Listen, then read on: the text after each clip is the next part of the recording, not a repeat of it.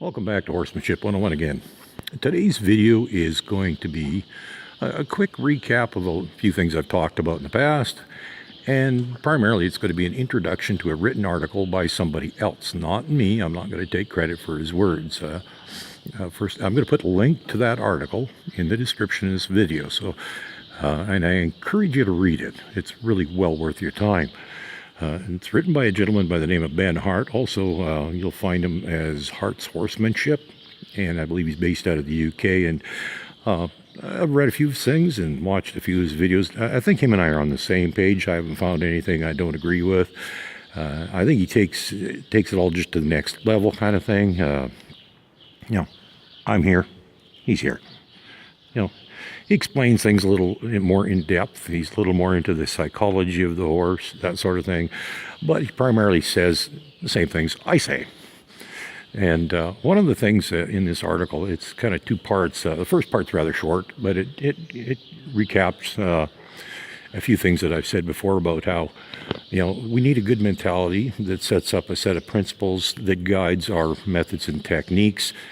And the methods and techniques will vary, and you got to be flexible. I've talked about this. One size does not fit all. I've said that many times.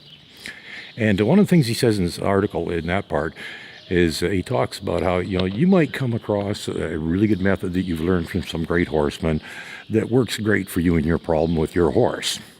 And when your friend has a similar problem, you're going to suggest this method to him. But you know what? It might not work for them or their horse because, like I said, one size does not fit all. And he echoes those sentiments in that first little part. But the second part of the article is what the title's based on. It talks about, I believe the title is Learning to Listen with Your Eyes. Now, I'm going to just quickly go through some of what's in there. And he talks about, he takes things I've said a little step further and actually even kind of educated me a bit on something too, because I'm one of those many people that assumes that because we have two ears and we're born with the ability to hear, we can listen. Well, that's not necessarily true, and he talks about that, how we can hear, but we don't necessarily know how to listen. It's something you actually have to work at a bit. And it's even more important with horses is you have to learn to listen with your eyes. And I've talked about that before in many videos. I've talked about being observant and watching details, particularly with this one here. Actually, I do with all of them. But I mean, all three of these horses, I've used different methods and techniques on. So that covers that first part. I'm constantly observing their behavior. And he talks about learning to listen to your particular horse, because they don't speak in a verbal language. They speak in body language. And that's where you need to learn to listen with your eyes. You have to learn to listen with your eye. Yeah, there's an eye there. Yeah, that one's getting too close to me. She can get away. But it's every horse speaks a little bit different, just like every human does. We all got our own little accents or dialects or whatever.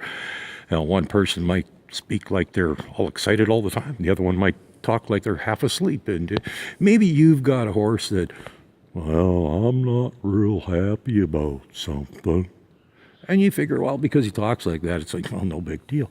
Until it gets to the point where it says, well, I guess I think I'm going to have to kick your head off. We don't want it to get to that.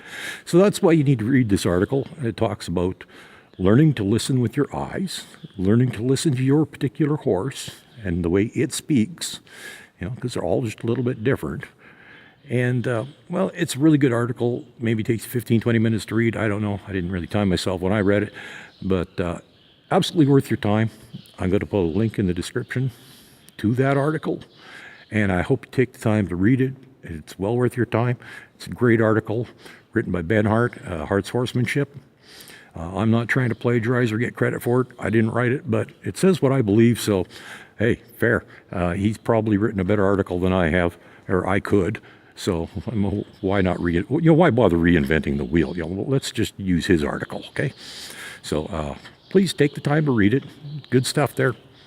Have a good day. Enjoy your horses. Bye.